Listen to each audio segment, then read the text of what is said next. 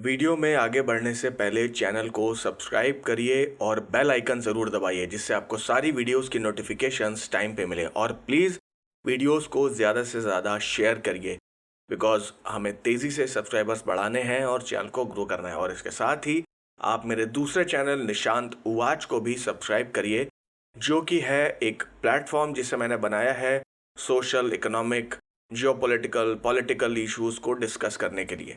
तो प्लीज़ जाइए, उसे भी सब्सक्राइब करिए और बेल आइकन ज़रूर दबाइए। और हर वीडियो के बारे में हमें कमेंट सेक्शन में फीडबैक दीजिए और नई स्टोरीज और बुक्स के बारे में सजेशन भी दीजिए जिससे मैं उनकी ऑडियो बुक्स आपके लिए लाता रहूं। एंजॉय।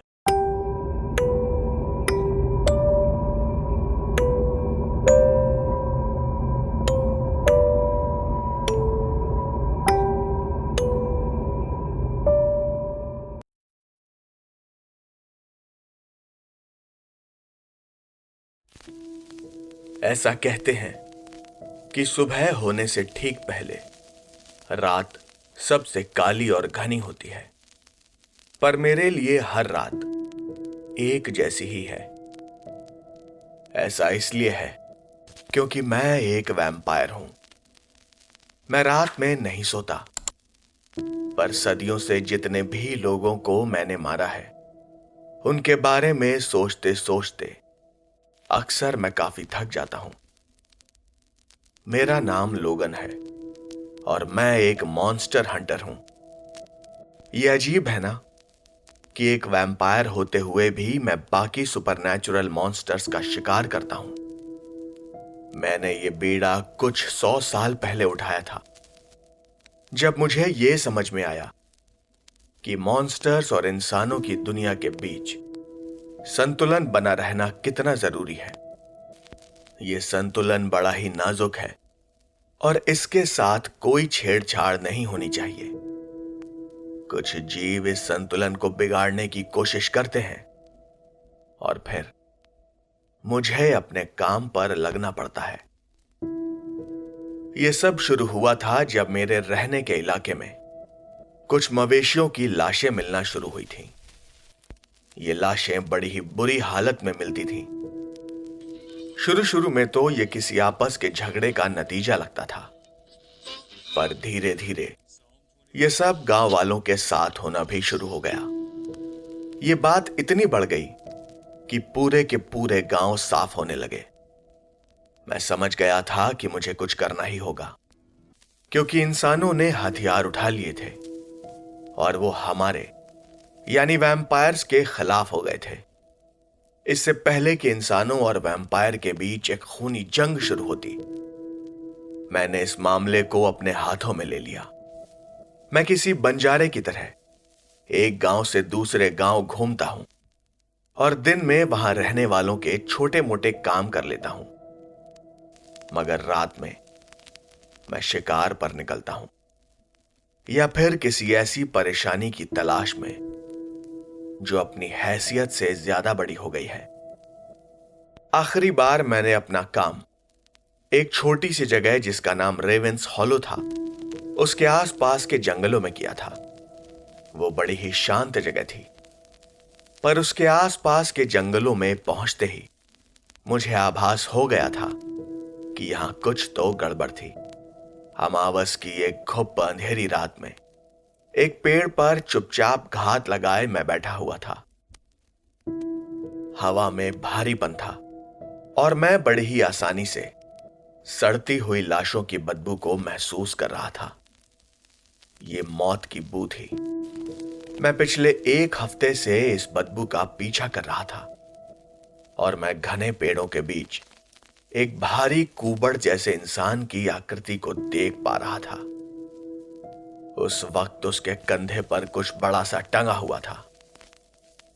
एक बड़े से बैग में शायद कोई लाश। वो आदमी और मैं जंगल में इतना अंदर थे कि अपनी अनडेड शक्तियों के बावजूद मैं उसे साफ साफ देख नहीं पाया था, पर इतना तो पक्का था कि यह कोई आम इंसान नहीं था। पर जैसे जैसे मैं उसके कुछ नजदीक पहुंचा तो यह लगभग 10 फीट लंबा एक इंसान या फिर इंसान जैसी आकृति वाला एक भारी भरकम जीव था। जिसके शरीर पर काफी मोटा और घना फर था। वहां खून और सड़न की बू हर तरफ फैली हुई थी और मेरे जैसे अनडेड के लिए इतनी तेज बदबू बर्दाश्त कर पाना मुश्किल हो रहा था।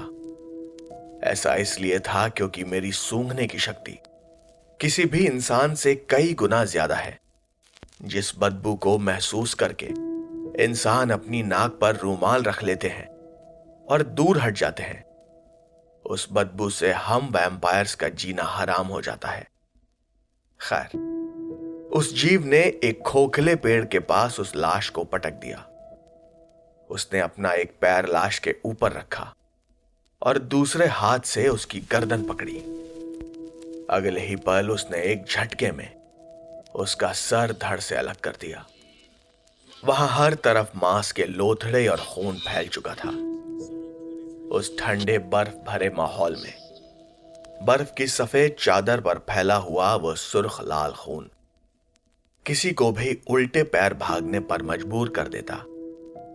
मैं, जिसने सालों तक इंसानों और मॉन्स्टर्स के खून से नहाया है, मेरे जैसा वैम्पायर भी कुछ पलों के लिए चौंक गया था। मुझे उल्टी सी महसूस होने लगी थी।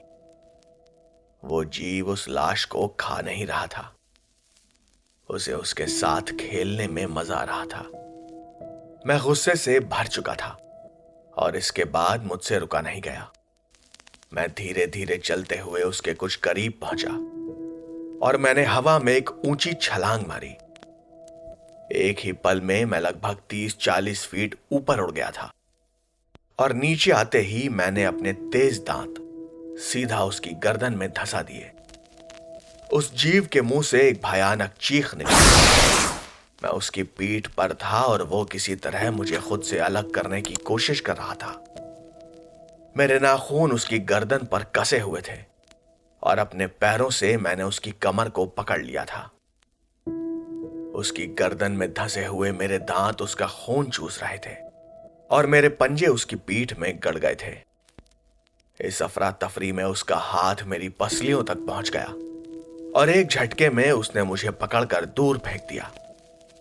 उसके इस हल्के से वार से मेरी 3-4 पसलियां टूट गई थीं। मैं जमीन पर लुढ़कता हुआ एक पेड़ से जा टकराया। वो धक्का इतना तेज था कि वो पेड़ 2 हिस्सों में बंट गया था। मैं अभी इस झटके से उबरा भी नहीं था कि मुझे 2 भारी पैर अपनी तरफ आते महसूस हुए। मैंने खुद को संभाला तो वो जीव मेरी तरफ ही बढ़ रहा था। अब मैंने पहली बार उसके चेहरे की ओर देखा। वो भयानक था, बदसूरत। ये ऐसा था जैसे किसी ने ढेर सारे बड़े बड़े दांत, सींगे और पतली कटी हुई आंखें एक चेहरे में ठूंस दी हों। उस बदसूरत और जरूरत से ज्यादा भयानक चेहरे को देखने के बाद किसी भी आम इंसान का दिल काम करना बंद कर देता, पर मैं उसे बर्दाश्त कर गया। उसके हांफते हुए मुंह से भाप निकल रही थी। उस जीव ने अपने मुंह से एक कान फाड़ देने वाली चीख निकाली। उस चीख से आसपास का माहौल जैसे कांप सा गया था। मैं फटाक से अपने पैरों पर खड़ा हुआ और मैं उसकी तरफ झपटा। मैं किसी मिसाइल की तरह उसकी तरफ बढ़ा था। मेरी एड़ी उसके मुंह से टकराई और उसके कई दांत टूटकर जमीन पर बिखर गए। वो जीव एक झटके से पीछे हो गया। वो पूरी ताकत से मेरी तरफ झपटा और हवा में यहां वहां अपने हाथ पैर फेंकने लगा, पर मैं उस कमीने से कहीं तेज था। मैंने उसका एक भी बार अपने ऊपर आने नहीं दिया और मैं रुका भी नहीं। एक के बाद एक घूंसे लाते मैं चलाता ही रहा। मेरे निशाने पर उसकी गर्दन और चेहरा था। मैंने पूरी ताकत से एक जोरदार लात उसकी गर्दन पर मारी और उसकी गर्दन एक तरफ झटक गई। उसकी गर्दन पीछे मुड़ गई थी और उसका चेहरा पूरा 180 डिग्री घूम गया था। उस जीव के मुंह से एक आखिरी कराह निकली और वो एक कटे पेड़ की तरह जमीन पर गिर पड़ा। उसके मुंह से अजीब सा तेल जैसा गाढ़े काले रंग का खून टपक रहा था। मुझे नहीं पता ये जीव किस तरह के अभिशाप का नतीजा था, पर उसे देखकर मुझे ये जरूर समझ में आ गया था कि मुझे ऐसे कई और जीवों का खात्मा भी करना था।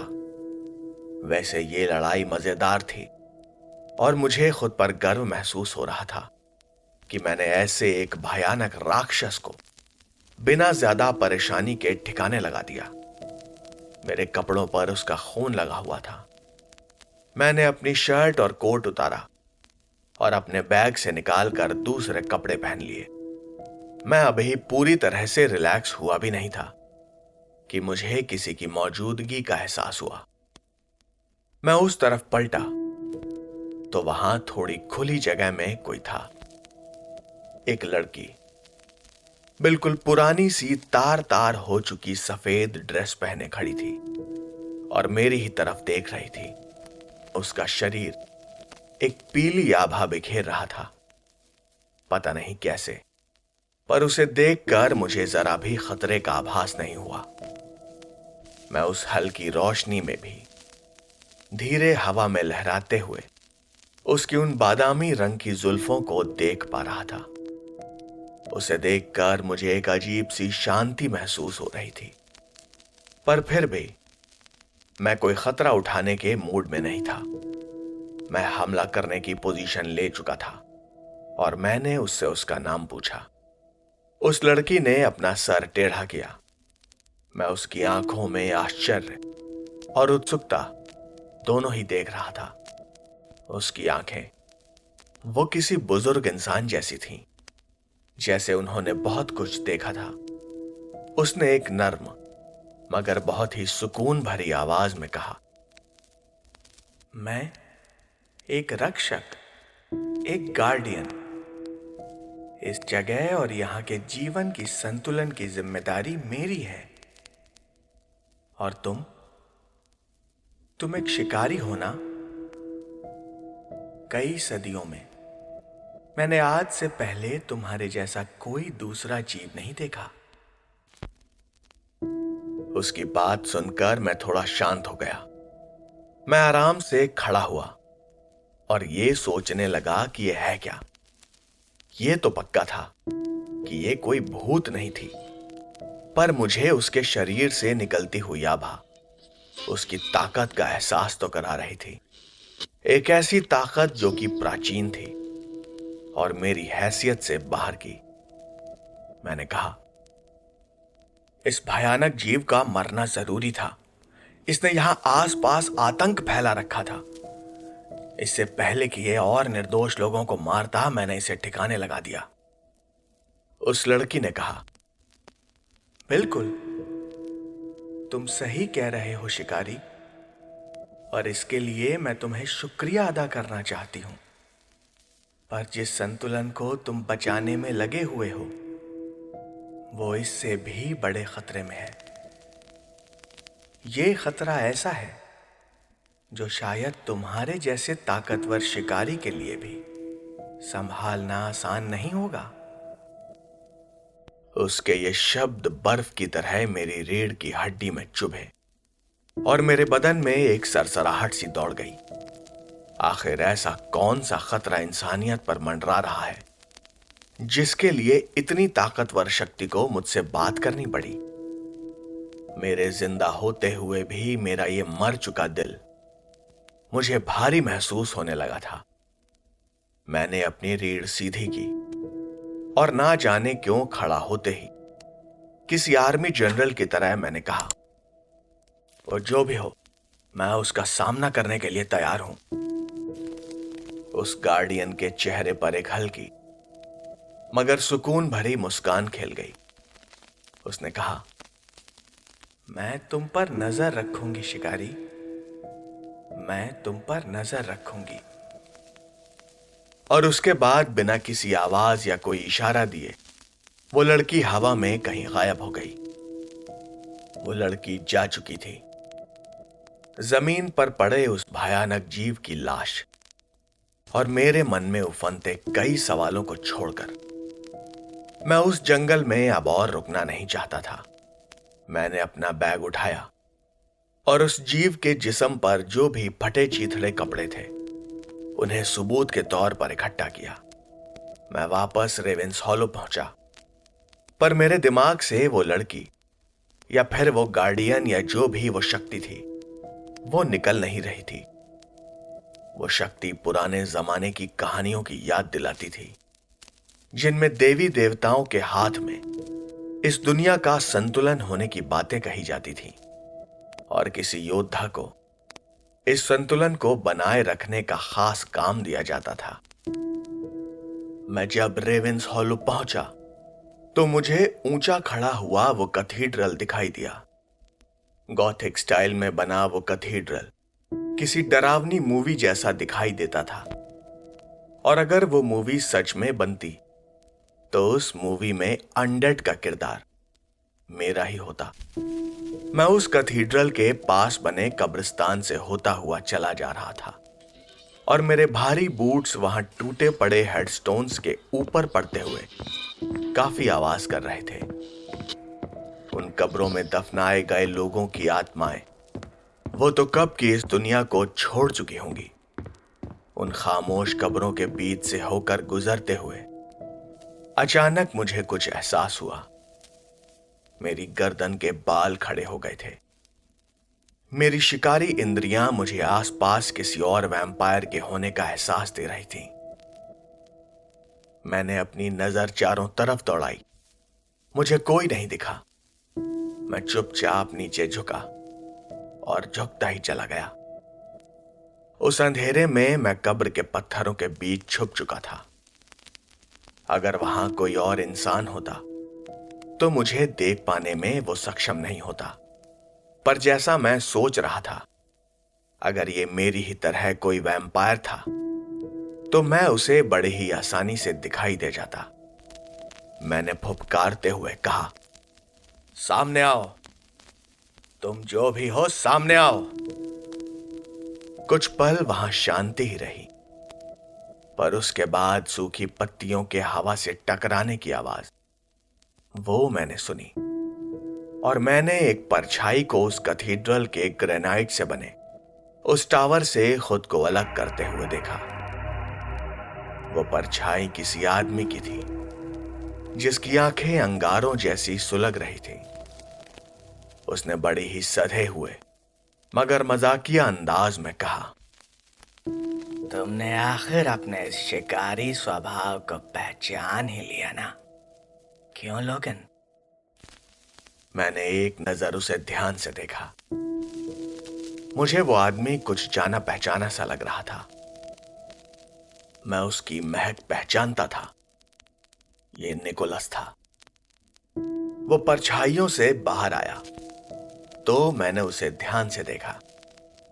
एक सलेटी रंग के बेहतरीन सूट में वो 19वीं सदी के किसी जेंटलमैन जैसा दिखाई पड़ रहा था। किसी शाही घराने की तरह उसने अपने काले बालों को करीने से पीछे किया हुआ था, और उसका वो गढ़ा हुआ चेहरा किसी पीले पत्थर को तराश कर बनाया हुआ लगता था। उसके चेहरे पर एक मुस्कान थी जो कि दर्शाती थी कि वो पूरी तरह से सतर्क था। उसकी नजरें मेरे कंधे पर टंगे हुए उस बैग को घूर रही थीं। उसने कहा, तुम रात के अंधेरे में फिर से शिकार पर निकले थे? तुम्हारे मालिक क्या सोचेंगे? उसने अभी अभी मेरी बेइज्जती करने की कोशिश की थी। मेरे चमकते हुए तेज दांतों के बीच से हल्की सी गुर्राहट निकली। मैंने कहा, तुम्हारे वो पुराने तौर तरीके अब काम नहीं आते। तुम्हारी जगह यहां नहीं किसी म्यूजियम में है निकोलस। आज के वक्त में अगर हालात को काबू में रखना है तो यही करना पड़ेगा। निकोलस की भौहें चढ़ गईं। उसने कहा, क्या तुम खुद को ये कह के बहलाते हो तुम कोई प्रकृति का संतुलन नहीं संभाल रहे लोगन? तुम्हारी उतनी हैसियत नहीं है। कुदरत के कानून को अपने हाथ में लेकर तुम खुद को बड़ा योद्धा समझते हो। मैंने बड़ी मुश्किल से खुद को उस पर छलांग लगाने और उसका गला चीर देने से रोक रखा था। निकोलस नीचे आ गया था। उसने कहा, मैं जानता हूं तुम क्या सोच रहे हो लोगन, पर यहां हमारा एक दूसरे के जिस्म को चीरना फाड़ना और फिर हमारे बीच इन मासूम इंसानों का मारा जाना भी कोई अच्छी बात तो नहीं। पर मैं ये भी जानता हूं कि खुद पर काबू रखना भी तुम्हारे लिए आसान नहीं है। निकोलस के होठों पर खेलती वो मुस्कुराहट, वो अब बदल गई थी। हिकारत की जगह वो मुझे खतरे का एहसास दे रही थी। वो मेरे खून का प्यासा था। वो मेरे चारों ओर घेरा बना रहा था। हमेशा की तरह ही उसने अपने हाथ पीछे बांधे हुए थे। जितना मैं निकोलस को जानता हूं, ये उसका अपने शिकार को धोखा देने का एक तरीका है। उसने आगे कहा, मुझे इस बात का बड़ा दुख है। जब ये जमीन नई थी और लोग कम थे, हम तब साथी हुआ करते थे। मुझे तो लगा था कि हमारी सदियों पुरानी दोस्ती आज वापस जिंदा हो जाएगी, पर तुम्हें देखकर ऐसा लगता तो नहीं। निकोलस मेरे चारों ओर चक्कर लगा रहा था और मैं घूमकर बराबर उस पर नजर रखे हुए था। मैंने कहा, मेरे और तुम्हारे बीच अगर आज कुछ जिंदा हुआ है तो बस वो है तुम्हारे लिए मेरी नफरत।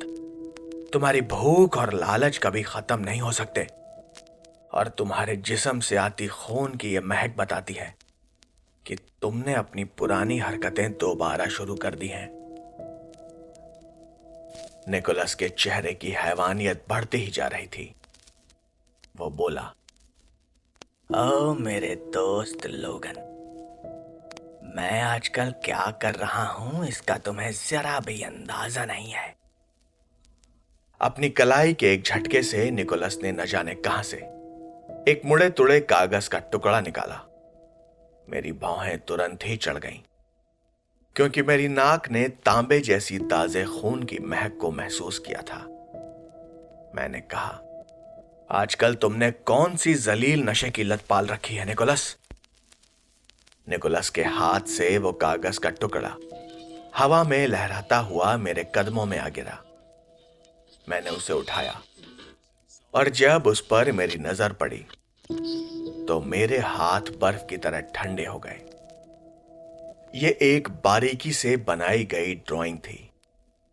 ये किसी औरत की बिना कपड़ों की जलकर कोयला हो चुकी लाश थी, जिसके जिस्म के ठीक बीचों बीच एक बड़ा सा स्टेक ठोंक दिया गया था। उसकी फटी हुई आंखें और उसके जिस्म से लिपटी हुई कटीली तारें बता रही थीं कि मरने से पहले उसने किस तरह का नारकीय दर्द महसूस किया होगा। मैं उस ड्राइंग को देखकर सिहर उठा था। वो कोई रिचुअल लगता था। मुझे तब तक लगता था कि सैकड़ों सालों में गुजरी हर इंसानी सभ्यता और उसके हर गंदे राज और काली विद्याओं के बारे में मैं जानकारी रखता हूं। पर उस अपवित्र भयावह तस्वीर ने मेरी रीढ़ की हड्डी तक में सिहरन ला दी थी।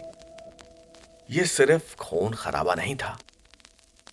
यह तस्वीर एक निशान थी, एक पहचान थी उस नीचता की जहां तक पहुंचने की उम्मीद मैंने किसी के इंसान से तो नहीं की थी। निकोलस शायद यही चाहता था। वो मुझे बेचैन करना चाहता था। मैंने उसे देखा तो उसकी शैतानी मुस्कुराहट मुझे चिढ़ा रही थी। वो हरामी मेरे इस आश्चर्य पर हंस रहा था। मेरे मुंह से अपने आप ही निकल गया, ये तुमने क्या कर दिया निकोलस? ये सिर्फ खून खराबा नहीं है, ये उससे भी कहीं भयानक है। ये तुमने क्या कर दिया? निकोलस खिलखिलाकर हंस पड़ा।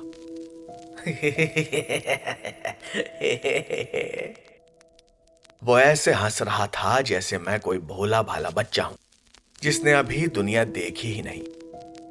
मेरा उस तस्वीर को देखकर चौंक जाना और उससे घिन महसूस करना निकोलस के लिए वैसा ही था जैसे किसी बच्चे के सामने कुछ ऐसा आ जाए जिसे वो चाहकर भी समझ ना पाए। निकोलस ने अपनी हंसी पर काबू पाया और बोलना शुरू किया। इस ब्रह्मांड में ऐसी ऐसी और इतनी पुरानी ताकतें हैं जो हमारी नस्ल से भी पहले इस दुनिया में आई थीं। लोगन, ये जीव, ये ताकतें जो सदियों चुपचाप बस इंतजार करती हैं, इंतजार सही वक्त का, ताकि वो सब कुछ वापस ले सके जो कभी उनका हुआ करता था। उसने एक बार मुझे ऊपर से नीचे तक देखा। वो शायद ये अंदाजा लगाने की कोशिश कर रहा था कि मेरा अगला कदम क्या होगा। निकोलस ने एक हकारत भरे लहजे में कहा, पर तुम्हारे जैसे अनंत काल तक जिंदा रहने वाले ने खुद को एक बड़े ही मामूली से काम में लगा रखा है। तुम चाहते हो कि दुनिया में सब कुछ वैसे ही चलता रहे जैसा चल रहा है। तुम खुद को मिले इस तोहफे को इन चंद साल जिंदा रहने वाले इंसानों के लिए बर्बाद कर रहे हो। मैं सावधानी से एक कदम पीछे हटा। निकोलस की मौजूदगी मुझे अच्छी नहीं लग रही थी। मैंने कहा, तो इसीलिए तुम पिछले कुछ दशकों से दुनिया भर में घूम घूम कर अपने गंदे जहन की सारी जलील इच्छाओं को पूरा कर रहे हो।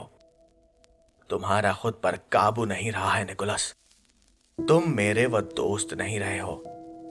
मुझे निकोलस से घिन आने लगी थी। मैंने जमीन पर थूका और कहा, थू, तुम किसी छुपी हुए नॉलेज, किसी छुपे हुए ज्ञान की तलाश में हो ना, लेकिन इस तरह की ताकत पर किसी वैम्पायर का हक नहीं होना चाहिए।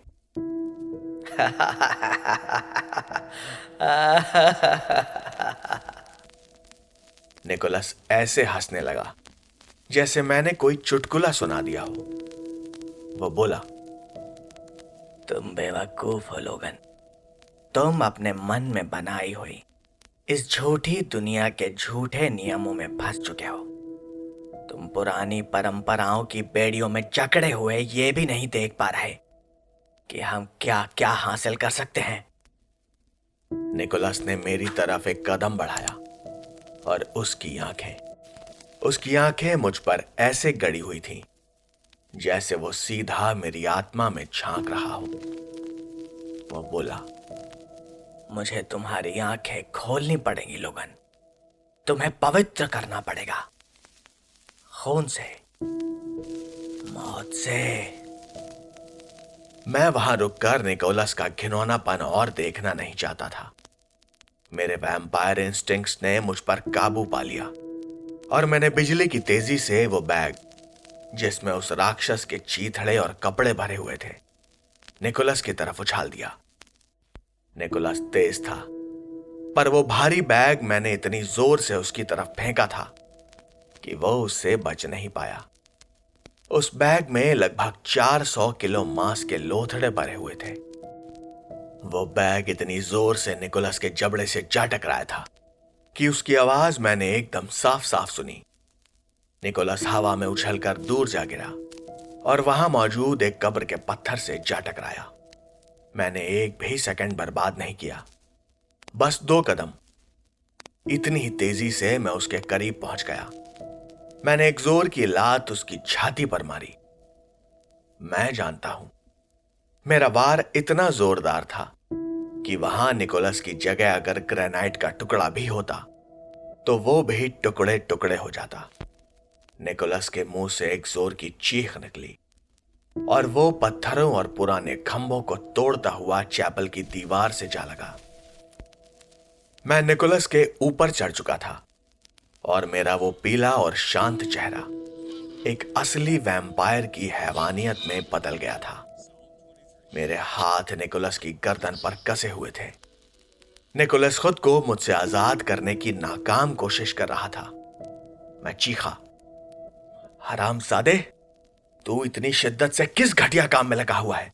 बोल बोल कमीने, बोल। निकोलस, मुंह खोल वरना मैं तुझे यहीं खत्म कर दूंगा। तेरा सर तेरे कंधों पर बाकी नहीं रहेगा। निकोलस शॉक में था। मेरे दांत बाहर आ गए थे। मेरे पंजे निकोलस की गर्दन में धंसे हुए थे और उसकी गर्दन से कुछ अजीब सा एसिड से जलने की तरह धुआं निकलने लगा था। पर तभी निकोलस की लाल आंखें चमक उठी।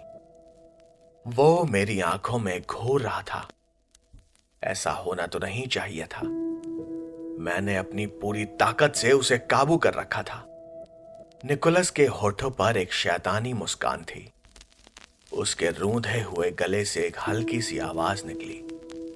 मुझे तुम पर तरस आता है, लोगन। पर मेरी रगों में दौड़ते खून ने उबाल मारा और मैंने एक जोरदार झटके से उसका सर वापस जमीन पर पटक दिया। उसका सर किसी तरबूज की तरह फट गया और उसका भेजा बाहर निकल आया। हमारा खुद पर काबू रखना ही इस दुनिया को बर्बाद होने से रोके हुए है, वरना इंसानियत तो कब की मेरे जैसी और मुझसे भी कहीं ज्यादा खतरनाक इन शक्तियों की गुलाम हो जाती। तुझे लगता है कि तू बहुत बड़ा बन गया है ना? इतना बड़ा कि प्राचीन शक्तियों को काबू कर ले? नहीं, मैं ये होने नहीं दूंगा। तेरी आंखों के सामने, तेरे साथ या तेरे बगैर, ये मेरे जिंदा रहते नहीं हो पाएगा निकोलस। निकोलस ने हंसते हुए कहा। हे, तुम्हें अंदाजा भी नहीं कि आगे क्या होने वाला है। उसके इन शब्दों और उसकी हैवानियत से भरी आंखों में देखकर मेरे अंदर जो थोड़ी बहुत दया थी वो भी मर गई। इस हालत में भी निकोलस को अपने शब्दों पर पूरा यकीन था।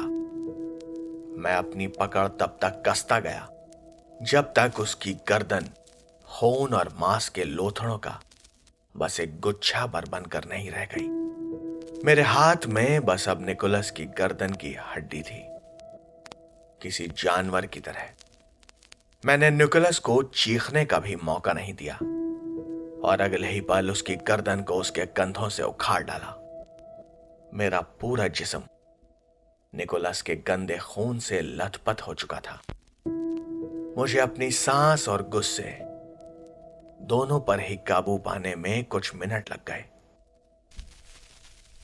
मैं कुछ देर निकोलस के बेजान सर को देखता रहा।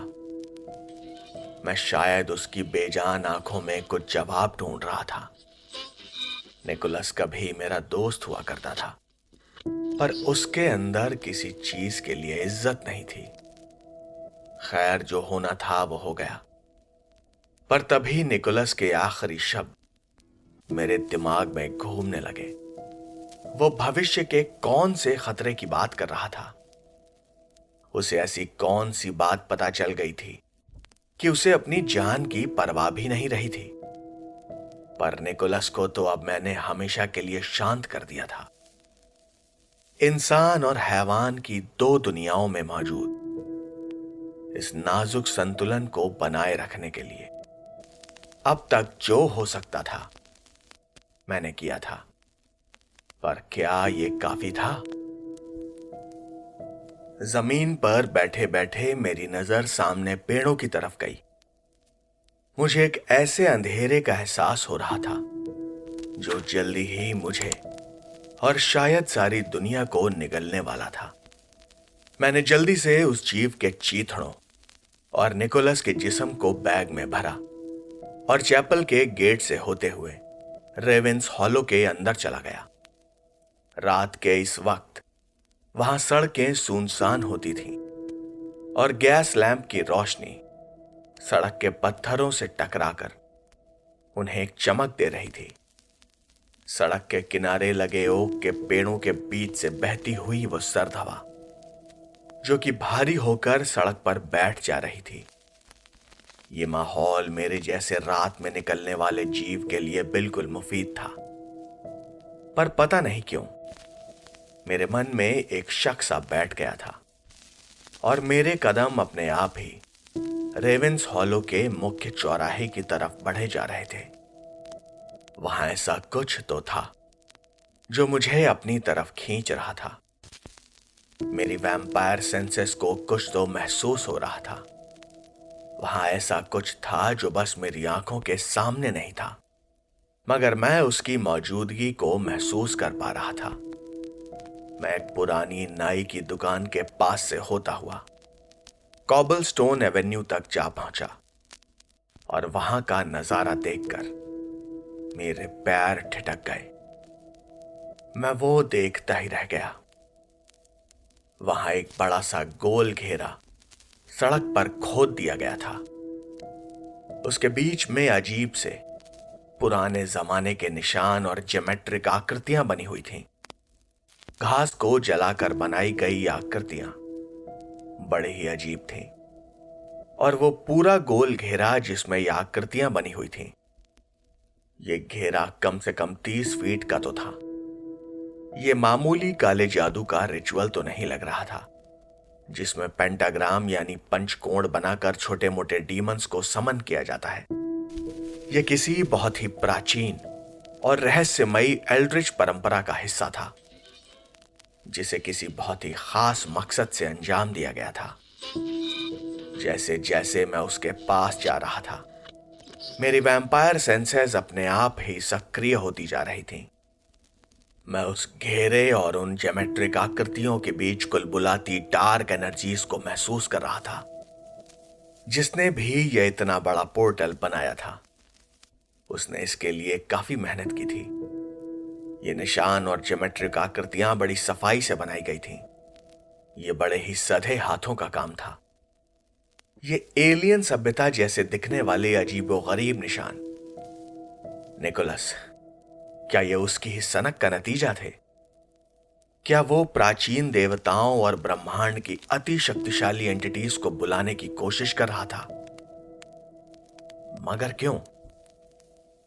जब मेरे जैसा एक वैम्पायर उसका खात्मा एक झटके में कर सकता है, तो इस बात की क्या गारंटी थी कि वो शक्तियां निकोलस को चुटकी बजाते ही खत्म ना कर देती? पर यह बात भी सच है कि इस तरह की एंटिटीज सिर्फ उसी की बात सुनती हैं जो उनके पास जाने और इस दुनिया के रहस्यों की अंधेरी से अंधेरी गहराइयों में उतरने को तैयार हो। और निकोलस इस काम के लिए पूरी तरह से तैयार था। मैं उसकी नीचता से अच्छी तरह से वाकिफ हूं। वो निशान देखकर एक बार को मेरी नीयत भी खराब हो गई थी। सदियों से मैंने खुद पर काबू कर रखा है और कभी भी अपनी खून की हवस और लालच को खुद पर हावी होने नहीं दिया। पर उस पोर्टल को देखकर एक बार को मेरा भी मन किया कि मैं उन शक्तियों से संपर्क करूं। मेरी वैम्पायर सेंसेस मुझ पर हावी होने लगी थी और मैं एक कदम उस पोर्टल की तरफ बढ़ चुका था। पर तभी मेरी आंखों के सामने निकोलस की वो खोखली आंखें घूम गईं। उसका सर अब भी मेरे बैग में पड़ा हुआ था। नहीं, मैं ये नहीं कर सकता। अब तक प्रकृति के संतुलन को बनाए रखने के लिए मैंने निकोलस जैसे कई राक्षसों को इस दुनिया से मुक्ति दिलाई थी। अब मैं ही इस सब में पड़कर अपनी सदियों की तपस्या को बर्बाद नहीं करना चाहता। नहीं, मेरी सांसें तेज चल रही थी और मुझे अपना सर भारी होता महसूस हो रहा था। अचानक उस सन्नाटे को चीरती हुई एक आवाज मेरे कानों में पड़ी। ये बिजली कड़कने जैसी आवाज थी। मैं भी चौंक कर एक रक्षात्मक रुख में आ गया। अपने सामने आने वाली किसी भी चीज पर हमला करने के लिए मैं एकदम तैयार था। मेरी नजर उस रिचुअल के घेरे पर पड़ी। मैं उससे दूर जाना चाहता था, पर मैं ऐसा कर पाने में सक्षम नहीं था। और तभी मैंने उस घेरे में कुछ अजीब सी आकृतियों को आकार लेते हुए देखा, जो कि अब ठोस हो गई थी और कहीं से भी वो मुझे इस दुनिया की तो नहीं लग रही थी। एक के बाद एक वो आकृतियां उस नरक जैसे घेरे से प्रकट हो रही थी।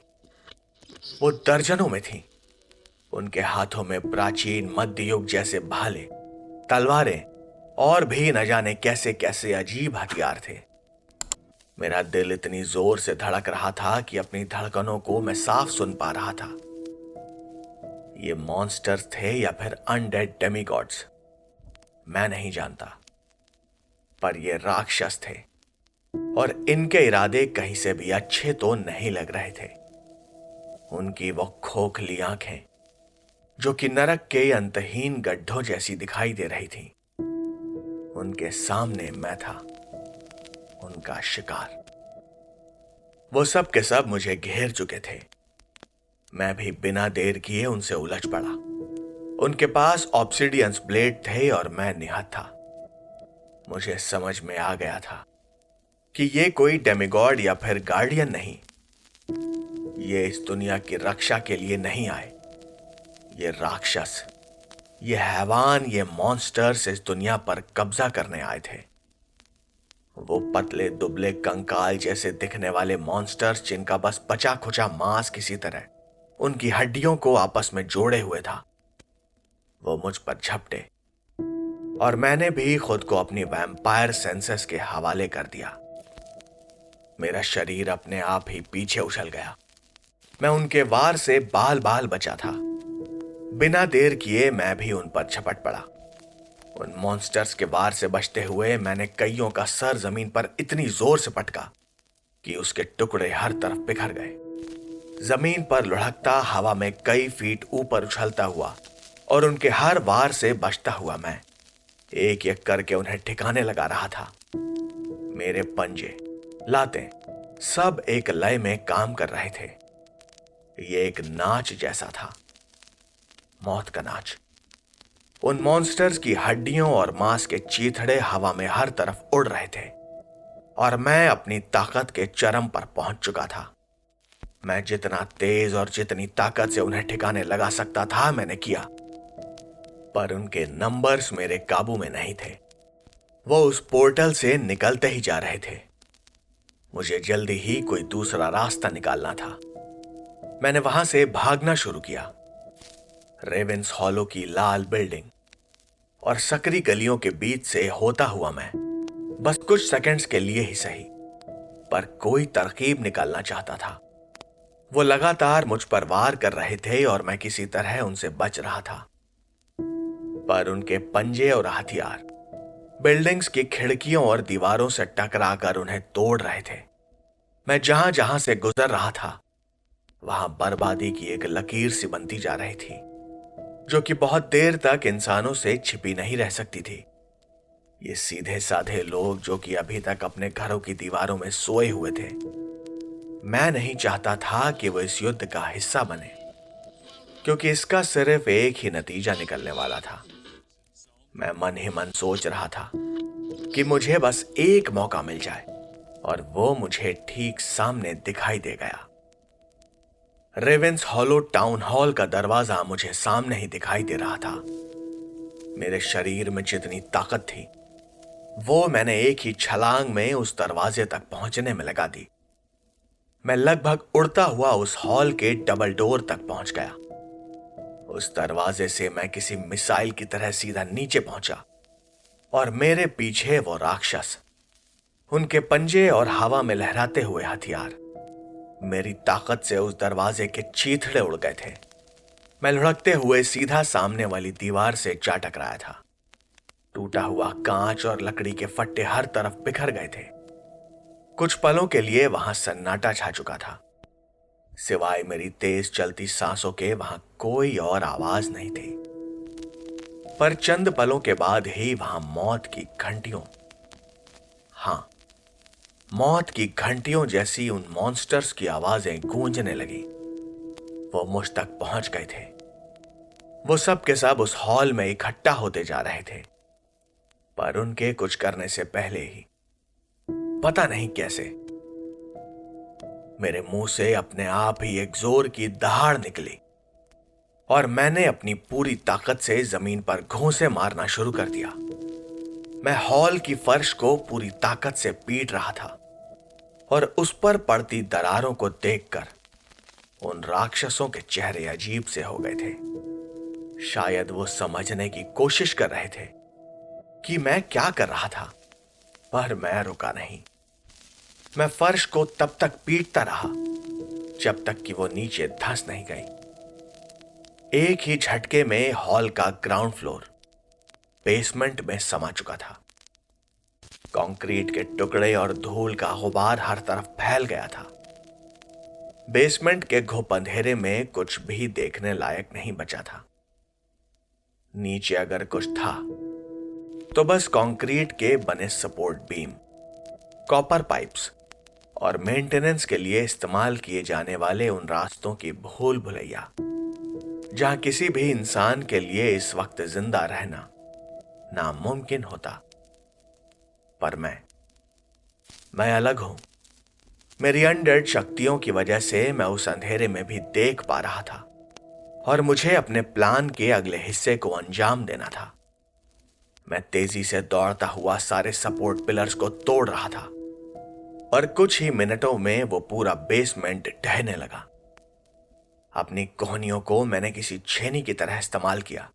मैं तेजी से उस कंक्रीट और लकड़ियों के ढेर से बाहर निकलने की कोशिश भी कर रहा था और मेरे पीछे वो मॉन्स्टर्स जो कि शायद अब भी उस रिचुअल से बाहर आ रहे थे, उस बेसमेंट में भरते जा रहे थे। मैं अपने होशो हवास में नहीं था। इस बीच कॉपर पाइप्स के टूटने से पानी की बौछारें मेरे चेहरे पर पड़ी, जिन्होंने मेरे दिमाग को दोबारा मेरे काबू में ला दिया। मैं उस मलबे में दबे रहना नहीं चाहता था और इसीलिए मैं तेजी से वहां से बाहर निकलने की कोशिश भी कर रहा था। इस बीच उन कॉपर पाइप्स के टूटने से पानी की बौछारें मेरे चेहरे पर पड़ी, जिन्होंने मेरे दिमाग को दोबारा मेरे काबू में ला दिया। मैं उस मलबे में दबना नहीं चाहता था और इसीलिए मैं तेजी से वहां से बाहर निकलने की कोशिश भी कर रहा था। उस हॉल से ऊपर से बाहर निकलना तो नामुमकिन था, इसीलिए मेरे पास एक आखिरी चारा था, सीवर्स तक पहुंचना। और मैंने ऐसा ही किया। अपने हाथों को किसी कुदाल की तरह इस्तेमाल करते हुए मैं सीधा सीवर्स में पहुंच गया था। मेरे इस प्लान के चलते वहां एक छोटा मोटा भूकंप सा आ गया था, जिसने इस छोटे से कस्बे की नींव हिला दी थी। पर मैं भी कोई अच्छी हालत में नहीं था। मेरे सीवर में गिरते ही सड़े हुए गंदे पानी और बदबू का एक झटका मुझे लगा, और कुछ पलों के लिए ही सही, पर मेरा जिस्म उस झटके को बर्दाश्त नहीं कर पाया। मेरी आंखों के आगे अंधेरा छा गया था। मैं होश और बेहोशी के बीच में कहीं था। सीवर के उन पाइप्स में तेज बहाव में बहता हुआ मैं किसी चूहे की तरह छटपटा रहा था। मैं कहीं पर अपने पंजे फंसाना चाहता था। वो सड़ता हुआ पानी पहले ही मेरे फेफड़ों में भर चुका था। सच कहूं तो मुझे उससे कोई फर्क नहीं पड़ता था, पर अगर मैं जल्दी कुछ नहीं करता तो मैं बेहोश हो जाता। पता नहीं कैसे, पर मेरे हाथ में एक पाइप आ गया और मैंने उसके सहारे खुद को थोड़ा ऊपर खींचा। मेरे पास सांस लेने के लिए बस कुछ इंच की ही जगह थी और तेज रफ्तार से बहता वो पानी जिसमें दुनिया भर की गंदगी थी, और वो हवा जिसमें मैं सांस ले रहा था वो भी कम पॉल्यूटेड नहीं थी। न जाने कौन सी जहरीली गैसें थी उसमें। मैंने अपने आसपास के माहौल को देखा और खुद को संभालने की कोशिश की। ये गंदी बदबू और जहरीली हवा मेरे जैसे वैम्पायर के लिए भी बर्दाश्त से बाहर थी। मुझे बार बार उल्टी जैसा महसूस हो रहा था और मेरी आंखों से पानी आ रहा था। मेरे शरीर पर जगह जगह कट्स लगे हुए थे और उस गंदे पानी की वजह से मुझे हो रही वो जलन, वो बर्दाश्त करना अब मेरे लिए मुश्किल था। मुझे लगा था कि उन पिशाचों से मेरा पीछा छूट गया था। वो इस गंदे सीवर और इसके तेज बहाव में न जाने बहकर कहां पहुंच गए होंगे। पर मुझे कुछ आवाजें सुनाई दी। मैं पीछे पलटा तो वो राक्षस इस गंदगी में तैरते हुए भी मेरा पीछा कर रहे थे। मैंने उनके हथियारों की चमक देख ली थी और उनकी तेजी को भी मैं महसूस कर चुका था। पता नहीं ये साले किस मिट्टी के बने थे, इनकी आंखों से अजीब सी रोशनियां निकल रही थीं। अब तक तो आप समझ ही गए होंगे कि मैं कोई डरपोक इंसान, मेरा मतलब वैम्पायर नहीं हूं। पर इसका मतलब यह भी नहीं कि मैं अपनी जिंदगी को यूं ही अपनी मुट्ठी से फिसलता हुआ देखता रहूं। जिस तरह का मलबा मैंने अभी अभी उन राक्षसों पर गिराया था, इसके बाद उन्हें बचना तो नहीं चाहिए था। पर ये प्राचीन डीमंस जैसे इस दुनिया से एकदम अलग थे। उन पर इस दुनिया के नियम लागू नहीं हो रहे थे। क्या मुझे इनके जिस्म की एक एक हड्डी का बुरादा बनाना पड़ेगा, या फिर इन पर उसका भी कोई असर नहीं होने वाला था? मेरे ये सब सोचते सोचते ही मुझे कुछ महसूस हुआ। मेरे खून में दौड़ते हुए एड्रेनलिन के एक झटके से मैं एक पल के लिए जम सा गया। गंदे पानी के उस तेज बहाव में एक राक्षस मेरी आंखों के सामने कौंधा और अगले ही पल उसके बड़े बड़े नोकीले दांत मेरी बाजू में गड़ चुके थे। मुझे उस वक्त जिस तरह के दर्द का एहसास हुआ, मैं कैसे समझाऊं। जैसे किसी भारी मशीन के बीच में मेरा हाथ फंस चुका था। मुझे काफी लंबे समय बाद अपने मांस के नोचे जाने और हड्डियों के पिसने का एहसास हुआ था। मैं इस असहनीय दर्द को भूल चुका था। मेरे मुंह से चीख निकल गई। पर उस कमीने ने न सिर्फ मेरा हाथ पकड़ा हुआ था, बल्कि वो मेरे मांस को नोच भी रहा था। एक एक करके वो मेरे हाथ की मांसपेशियों का रेशा रेशा नोच रहा था। मैंने अपने दूसरे हाथ की पूरी ताकत से एक घूंसा उसके सर पर मारा और मेरी मुट्ठी उसकी खोपड़ी के अंदर घुस गई। उसके जवाब में उसके दांत मेरे हाथ पर और भी ज्यादा कस गए और मैं इस दर्द से कांप उठा। इस मॉन्स्टर के ठीक पीछे एक और झुंड सीधा मेरी तरफ ही बढ़ रहा था। मैंने पूरी ताकत से उसका सर पकड़कर सीवर की छत पर दे मारा और मेरा वो जख्मी हाथ, जो कि हड्डी से लगभग लटका हुआ था, वो उसके मुंह से बाहर आ गया। मेरे हाथ से अच्छा खासा लगभग मेरी मुट्ठी के बराबर मांस गायब हो चुका था। मेरी जिस्मानी हालत मेरे दिमाग पर पड़ता जोर और मेरी तेज हो चुकी इंद्रियों ने अब मुझे एक जानवर में तब्दील कर दिया था। मेरे दिमाग में बस एक ही बात चल रही थी, एक तो इस सीवर से जल्द बाहर निकलना और इन राक्षसों का नामो निशान मिटाना। मैं उन राक्षसों से बराबर लड़ रहा था, पर उस तेज रफ्तार से बहते हुए पानी और उनकी तादाद ने मुझे कमजोर बना दिया था। मेरे पास ज्यादा वक्त नहीं था। इस लगातार चलती जंग से मैं थक चुका था और मेरी आंखें बंद हो रही थीं। पर अगर ऐसा हो जाता तो शायद मेरा जिस्म कुछ ही पलों में चंद चीथड़ों में तब्दील कर दिया जाता। अपनी बची कुची जिंदगी को मैंने कसकर पकड़ा हुआ था और मुझे उस पानी भरी सुरंग में कुछ कदमों की आवाज सुनाई देने लगी। ये शायद मेरे नजदीक आती मेरी मौत थी। वो कदमों की आवाज एक लय में थी। शायद ये दो लोग थे, एक भारी और एक हल्का। कुछ पलों के लिए ही सही, मैंने उन राक्षसी कंकालों का ध्यान उन आवाजों की तरफ भटकता हुआ पाया। उन राक्षसों ने अब मेरी तरफ बढ़ना बंद कर दिया था और वो कुछ शांत हो गए थे। शायद मेरे साथ साथ वो भी समझने की कोशिश कर रहे थे कि ये कौन था और क्या हो सकता था। मेरी चेतना खत्म हो रही थी, पर फिर भी मेरी खत्म होती उम्मीद के ठीक उलट मुझे उम्मीद की एक किरण दिखाई दी। मेरी आंखों के सामने बुझते हुए चिराग में एक और चिंगारी सुलग उठी। मैंने अपनी पूरी ताकत को इकट्ठा किया। मेरे पेट और कमर में हरकत हुई और मैंने स्पिनिंग किक्स फेंकना शुरू कर दिया। बची खुची ही सही, पर मेरे जिस्म में इतनी ताकत तो थी कि मेरी लातों की जद में जो भी आया उसके चीथड़े उड़ गए और यहां तक कि वहां बहता पानी एक तरफ हट गया। एक सेकंड, सिर्फ एक सेकंड में ही मैंने कईयों को ठिकाने लगा दिया था, पर मैं जरा भी वक्त बर्बाद करना नहीं चाहता था। इतनी देर में मैंने किसी तरह खुद को संभाला और अपने उधड़े हुए बाजू को संभालता हुआ गंदे पानी से बाहर निकलने की कोशिश करने लगा। मेरे दोनों हाथ पहले ही घायल थे और मेरे पैर इतनी बुरी तरह से कांप रहे थे कि वो कभी भी जवाब दे सकते थे। मेरे खून में दौड़ता एड्रेनलिन, वो भी अब मेरे थके और टूट चुके जिस्म को संभाल पाने में नाकामयाब हो रहा था। पर तभी मेरी बोझल होती आंखों को एक सकरा पतला सा रास्ता दिखाई दिया जो कि सीवर से ऊपर सड़क की ओर जा रहा था। मेरी इच्छा शक्ति मुझे धोखा दे पाती उससे पहले ही मैंने किसी तरह अपने पस्त हो चुके जिस्म को सुरंग के ठीक दूसरी तरफ बनी ईंटों के खड़ंजे पर खींच लिया। वहां से उन्हीं दो लोगों के चहलकदमी करने की आवाज आ रही थी। मैंने अपनी धुंधलती हुई नजर से ऊपर की तरफ बनी नाली से झांका तो एक जवान लड़की मुझे दिखाई दी।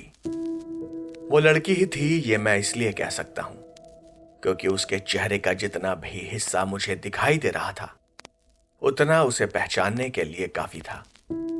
मैंने अपनी ठोड़ी को ऊपर रखने की कोशिश करते हुए उसे देखने की कोशिश की।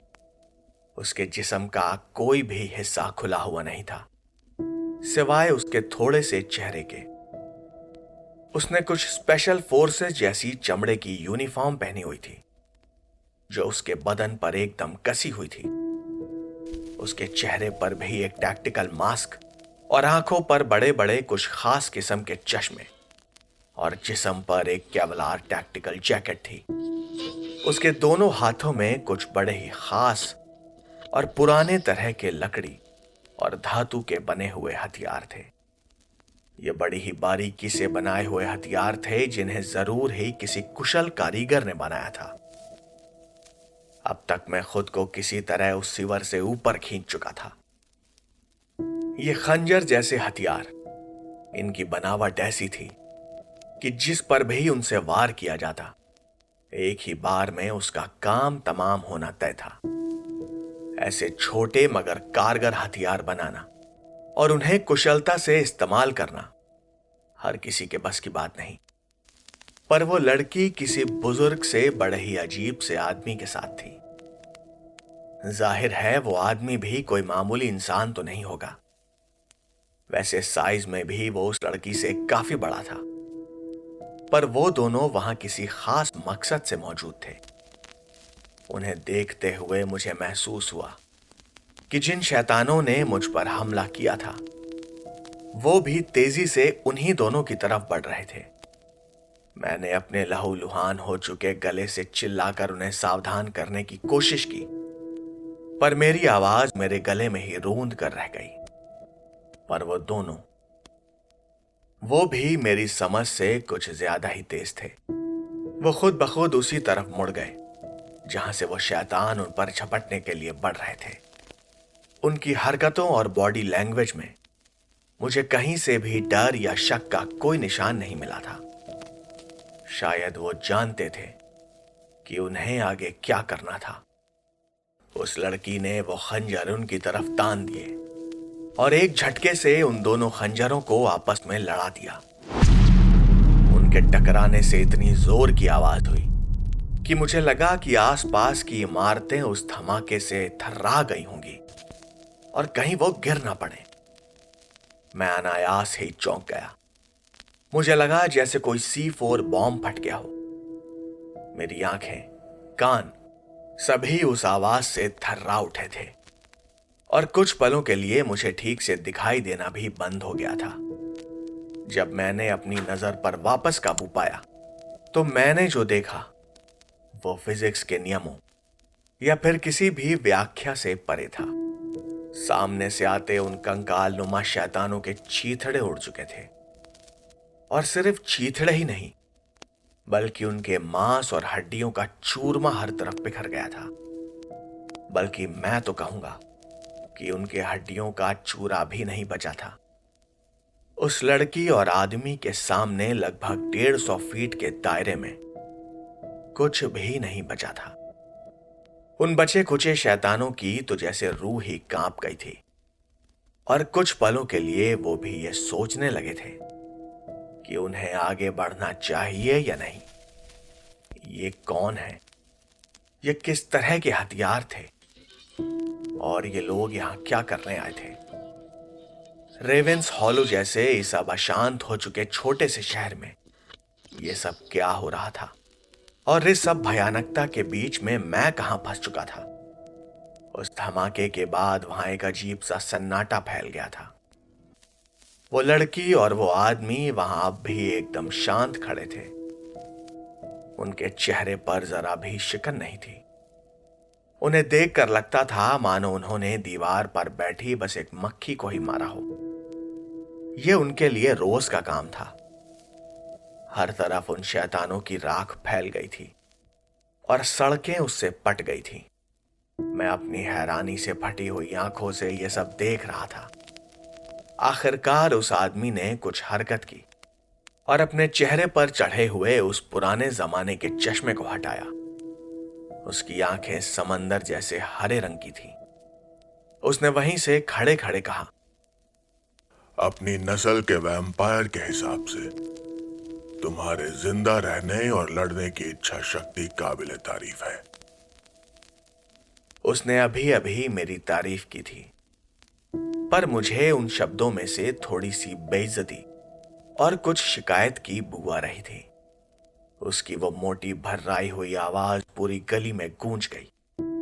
वो मेरी तरफ मुड़ा और अपना सर हल्का सा झुकाया। उसका वो उम्रदराज चेहरा मैं कभी भूल नहीं सकता। उसकी मौजूदगी के कतरे कतरे से प्राचीनता का एहसास हो रहा था। ये ऐसा एहसास था जैसा मैंने कम से कम अपनी इस अच्छी खासी लंबी जिंदगी में किसी भी वैम्पायर के साथ महसूस नहीं किया था। मैंने बड़ी मुश्किल से अपने सूखे हुए गले को गीला करके कुछ शब्द कहे। तुम क्या हो? उसने मेरे तितर बितर हो चुके जिस्म पर एक भरपूर नजर डाली और कहा, हम में और तुम में ज्यादा फर्क नहीं है। कम से कम मैं इतना तो कह सकता हूं कि हमारे रास्ते भले ही अलग हों, पर मकसद एक ही है। वो जैसे अपनी आंखों से ही मेरी औकात नाप रहा था। पर कुछ ही पलों पहले शांत हो चुका ये युद्ध अभी खत्म नहीं हुआ था। मुझे अपने ठीक पीछे सीवर में से ही उन शैतानों के चिंघाड़ने की आवाजें एक बार फिर से सुनाई दी। इन चीखों को सुनकर मेरे जैसे वैम्पायर की भी रूह कांप गई थी। किसी इंसान के शायद सबसे बुरे सपने जैसे ये जीव अब फिर से इकट्ठा हो रहे थे और अगले हमले के लिए तैयार थे। उस लड़की ने अपने वो खंजर तैयार कर लिए और उस अधेड़ उम्र के आदमी ने अपने चश्मे दोबारा अपनी आंखों पर चढ़ा लिए। उसने एक नजर मुझे देखा और कहा, ए वैम्पायर, मैं तुम्हारी कोई मदद नहीं कर रहा। तुम इसे बस मेरी शराफत समझना। ऐसे या वैसे हम आखिर एक ही पेशे में हैं। उस आदमी ने भी अब अपने लंबे से कोट की जेब से एक बड़े बोर की बंदूक निकाल ली। मैंने ऐसी कोई भी बंदूक आज से पहले देखी नहीं थी।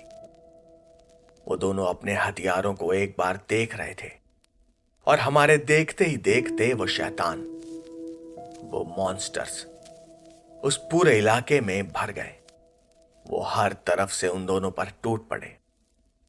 ये आत्माहीन, हड्डियों और थोड़े बहुत मांस से बने पता नहीं कैसे जीव थे। इन्हें क्या चाहिए था? इनका मकसद क्या था? पर उन दोनों योद्धाओं पर उन राक्षसों की इतनी भारी संख्या का भी कोई असर नहीं पड़ा। उन्होंने एक बार भी एक दूसरे की तरफ नहीं देखा। वो जैसे एक दूसरे की हरकत से वाकिफ थे। उनके दिमाग आपस में ऐसे जुड़े हुए थे कि शायद उन्हें कुछ कहने या कोई प्लानिंग करने की जरूरत ही नहीं थी। उनके लिए यह रोज का काम लगता था। वह उन शैतानों के सामने सीना तान कर खड़े थे और उनके चेहरों पर कोई भाव नहीं था। और ठीक उसी वक्त मुझे अपने चारों तरफ की हवा भारी होती हुई महसूस हुई, मानो मुझ पर टनों वजन डाल दिया गया हो। मेरा अनडेड जिस्म जिसके घाव अब कुछ कुछ भरने लगे थे। मेरे शरीर का एक एक न्यूरॉन जैसे इस दबाव से पैदा हुए दर्द से चीखने लगा था। पर ऐसा हो क्यों रहा था, यह मुझे 1-2 सेकंड्स बाद समझ में आ गया। यह दबाव उन खंजरों की टंकार का था। यह आवाज इस दुनिया की तो नहीं थी। इस झटके से हमारे सामने खड़े वो राक्षस धूल बनकर हवा में उड़ चुके थे और बचे खुचों पर ये दोनों जाबाज योद्धा टूट पड़े थे। उन्होंने इस बार सीधा हमला किया था और मैं खुद को खुशकिस्मत समझता हूं कि मुझे ऐसे योद्धाओं की बहादुरी को पास से देखने का मौका मिला। मेरे पास शब्द भी नहीं है ये बताने के लिए कि अगले कुछ पलों में मैंने वहां क्या क्या देखा था। शायद मैं 10 साल भी कोशिश करता, तब भी इस अनुभव को शब्दों में समझा नहीं सकता। ना तो वहां कोई आग थी और ना ही वहां कोई बॉम्ब फटा था, पर फिर भी हवा में जैसे दरारें पड़ गई थीं। समय रुक गया था और आसपास के माहौल में एक खतरनाक ऊर्जा बिखर गई थी। क्या इसी को एंटी मैटर कहते हैं, या फिर ये वही नेगेटिव एनर्जी है जो कभी नजर नहीं आती। वहां एक तूफान सा उठा था जिसमें सब कुछ खत्म हो गया था। उन अपवित्र राक्षसों को चीखने तक का मौका नहीं मिला था। वो कुछ समझ पाते या कर पाते उससे पहले ही वो धूल में बदल चुके थे। मैं सच कह रहा हूं, मैंने अपनी ठीक ठाक लंबी अनडेड जिंदगी में काफी ताकतवर जीवों का सामना किया है, उनसे दोस्ती की है, उनके साथ अच्छा बुरा हर तरह का वक्त बिताया है। पर ये इन दोनों की ताकत के सामने मैं खुद को बौना महसूस कर रहा था, किसी कीड़े मकोड़े की तरह। मैं ये सब सोच ही रहा था कि एक और धमाका मुझे सुनाई दिया और मैंने उसे अच्छी तरह से महसूस भी किया। उस लड़की के खंजरों से निकलती वो जानलेवा लहरें अपने रास्ते में आने वाली हर चीज को बर्बाद कर रही थीं। ये धमाके इतने जबरदस्त थे कि कुछ समय के लिए मैं ग्रेविटी, विज्ञान के नियमों और इस दुनिया को भूल चुका था। मुझे ये सब बेईमानी लगने लगा था। मैंने एक के बाद एक 2-3 धमाके और सुने और उसके बाद वहां सन्नाटा पसर गया। मैंने एक गहरी सांस ली और कसम से उस बासी और धूल भरी हवा से मेरे फेफड़े जैसे जल से गए। जो धूल मिट्टी मैंने अपनी सांस के साथ अंदर खींची थी, उसमें इस ब्रह्मांड के शायद सबसे खूंखार पिशाचों की राख और पता नहीं क्या क्या शामिल था। मुझे एक आवाज सुनाई दी, तुम्हें ऐसा कुछ रोज रोज देखने को तो नहीं मिलता होगा ना वैम्पायर? मास्क के अंदर से छन कर आती हुई उस लड़की की वो आवाज, उसमें एक रूखापन था, हिकारत थी। वो मेरी कमजोरी का मजाक उड़ा रही थी। उसके मास्क में लगे डिवाइस उसकी आवाज को डिस्टॉर्ट कर कर बदल रहे थे। अब तक हवा में मौजूद राख और धुंध नीचे बैठ गए थे।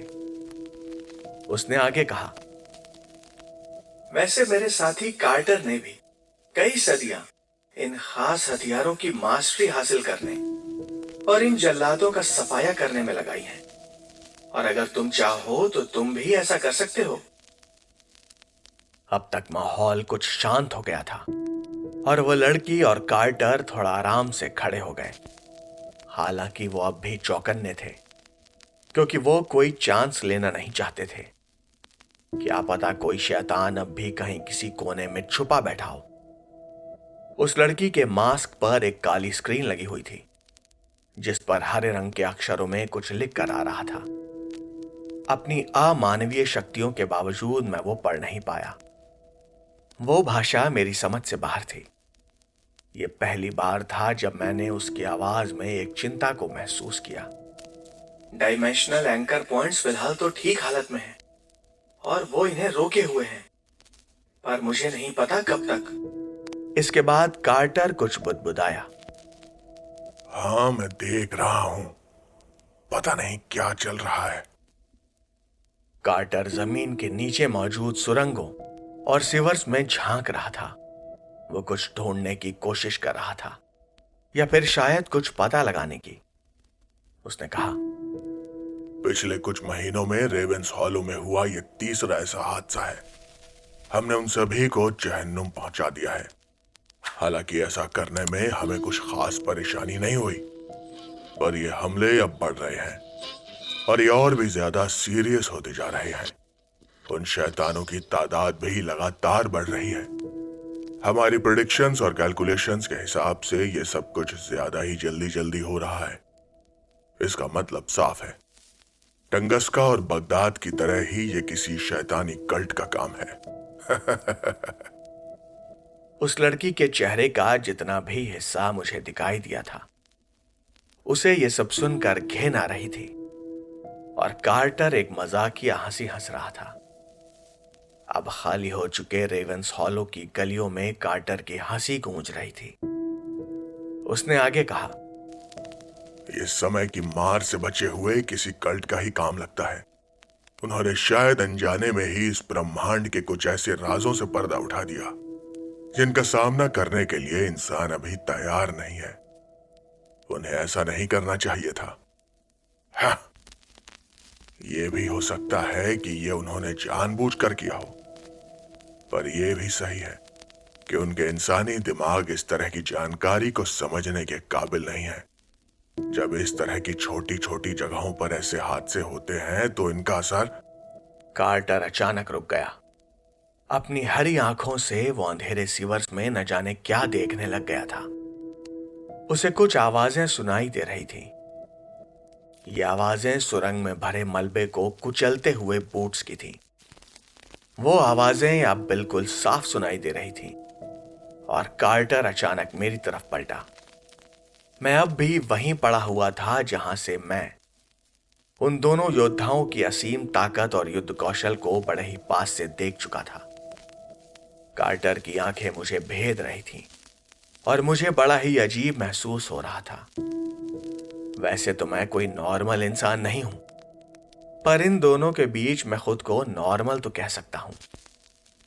मुझे महसूस हो रहा था जैसे मैं किसी लैब में माइक्रोस्कोप के नीचे स्लाइड में पड़ा हुआ कोई नमूना हूं। कार्टर ने कहा, तुम वैम्पायर, तुम एक सर्वाइवर हो। यहां मौजूद हर हालात तुम्हारे लिए अच्छे नहीं थे। फिर भी तुम उन शैतानों से न सिर्फ लड़े, बल्कि तुमने उनमें से कईयों का सफाया भी किया, और वो भी निहत्थे। मुझे तुम्हारी तारीफ तो करनी होगी। गार्डियन ने हमें तुम्हारे बारे में चेताया भी था, पर मैंने तुम्हें बस एक मामूली वैम्पायर समझा और उनकी बातों पर कुछ खास ध्यान नहीं दिया। कार्टर मेरे थोड़ा पास आया और उसने अपना हाथ मेरी तरफ बढ़ाया। उसके खरोंचों और निशानों से भरे हुए हाथ की हथेली पर तरह तरह के ज्यामितीय चिन्ह बने हुए थे, जो कि मैंने आज तक कभी इस दुनिया में देखे नहीं थे। उसने कहा, आगे आने वाली घटनाओं और असीमित संभावनाओं में तुम एक कामयाब हथियार साबित हो सकते हो। क्या पता तुम इस जंग का रुख ही बदल दो। पर मैं अपनी जगह से थोड़ा सा पीछे हट गया, और अगले ही पल मेरे जिस्म में दर्द की एक तेज लहर दौड़ गई। मेरे चिथड़े हो चुके हाथ और जिस्म के बाकी हिस्से तड़प रहे थे। मेरे दर्द की कोई सीमा नहीं थी। मैं कार्टर को विरोध में बहुत कुछ कहना चाहता था, पर अपनी धुंधली पड़ती नजर और दर्द की वजह से पूरी ताकत जमा करके भी मैं बस थोड़ा सा ही गुर्रा पाया। पर मैंने कार्टर के चेहरे पर कुछ सहानुभूति के भाव देखे। उसने अपना हाथ आगे बढ़ाया और कहा, बस शांत हो जाओ। तुमने अभी बहुत कुछ झेला है और मैं नहीं चाहता कि तुम अपनी ये जिंदगी इन छोटे मोटे राक्षसों पर जाया करो। मेरी बात मानो। कार्टर के उस हाथ से पता नहीं कौन सी ऊर्जा निकली, और उसने मेरे जिस्म को अपने आगोश में ले लिया। ये दर्द मुझसे बर्दाश्त नहीं हो रहा था, और मैंने खुद को इस सजा के हवाले कर दिया। पर मेरी सोच के ठीक उलट, मुझे जहन्नुम की गहराइयों में धकेलने के बजाय उस ऊर्जा ने मुझे दोबारा स्वस्थ करना शुरू कर दिया। मेरे कंधे से झूलता और लगभग अलग हो चुका वो हाथ अपने आप ही ठीक होने लगा और मेरे सारे घाव अपने आप ही भरने लगे थे। मेरी मांसपेशियों के रेशे आपस में जुड़ते चले गए और मेरी पिंडलियां मेरी हड्डियों से चिपकने लगीं। मेरा क्षत विक्षत हो चुका शरीर अब ठीक हो रहा था, जैसे कोई मकड़ी अपने शिकार को जाल में लपेट लेती है। ठीक वैसे ही उस ऊर्जा ने मुझे अपने अंदर समेट लिया था और मैं खोई हुई ताकत वापस आते हुए महसूस कर रहा था। मेरे शरीर का लगभग खत्म हो चुका खून वापस मेरी रगों में दौड़ने लगा था और कुछ ही पलों में वो घाव, जो कि मेरे जैसे वैम्पायर की भी जान लेने के लिए काफी थे, पूरी तरह से भर गए थे। अजीब बात यह थी कि मेरे शरीर के साथ साथ मेरे तार तार हो चुके कपड़े भी पहले जैसे हो गए थे। मैं अब तक बौखला गया था और मुझे अपनी आंखों और समझ पर यकीन नहीं हो रहा था। अगले ही पल मैं जमीन पर आराम से बैठा हुआ था और मेरी आंखें हैरानी से कार्टर की तरफ देख रही थी, ये पूछने के लिए कि ये सब उसने किया कैसे और क्यों। कार्टर ने मेरी जिज्ञासा को पढ़ लिया था और उसने खुद ब खुद ही कहा, बस ये समझो कि कुछ खास एजेंसीज पुराने तौर तरीकों और हमारे जैसे पुराने जीवों को जिंदा रखना चाहती हैं, फिर चाहे वो कितने ही खतरनाक और जलील क्यों ना हो। और जाहिर है इसके पीछे उनके अपने कुछ कारण हैं। कार्टर के इस पहेली नुमा जवाब से मैं संतुष्ट तो नहीं था, पर मैं कहता भी क्या। उस लड़की के बूट से आती आवाज से मेरा ध्यान उसकी तरफ गया। वो मेरे ही पास आ रही थी। उसने एक बार मुझे ठीक से देखा और फिर अपने बॉस या गुरु कार्टर की तरफ पलटी। उसने कहा, तो तुम क्या कहना चाहते हो कार्टर? क्या मैं इस नमूने को दोबारा प्रोसेस करने के लिए क्लॉस्टर भेज दूं? उस लड़की के बात करने का तरीका बड़ा कैजुअल सा था, पर वो मजाक नहीं कर रही थी। शायद उसे कार्टर से अपने अगले ऑर्डर्स चाहिए थे। पर तभी मेरे दिमाग में कुछ हुआ, एक एहसास। आज रात की कुछ यादें, कुछ तस्वीरें जो कि मेरे मन में बैठ गई थी। मुझे उस लड़की के मास्क के अंदर अब साफ दिखाई दे रहा था। शायद मेरी ताकत वापस आ गई थी इसी वजह से। ये लड़की वही थी, वही गार्डियन स्पिरिट जिससे मैं जंगल में मिला था। उस मास्क के अंदर से ही हम दोनों की नजरें मिली और मेरे मन में जैसे उसके कहे गए शब्द गूंजने लगे, अभी ऐसा बहुत कुछ है जिससे तुम अनजान हो वैम्पायर। अभी कई मुश्किलें, कई परेशानियां हमारा इंतजार कर रही हैं। मैं अब कुछ कहने सुनने की हालत में नहीं था। मैं आज रात ही इस दुनिया के शायद आगे आने वाले अंत को करीब से देख रहा था। मुझे पक्का तो पता नहीं था कि आगे क्या होने वाला था, पर मुझे कुछ आइडिया तो अब भी है। और उसके साथ ही मेरे साथ अब 2 और बहुत ही ताकतवर योद्धा भी हैं। न जाने कार्टर ने मुझे और कौन सी शक्तियां दे दी होंगी। देखते हैं, शायद अगली किसी जंग में मुझे उन्हें इस्तेमाल करने का मौका मिल जाए।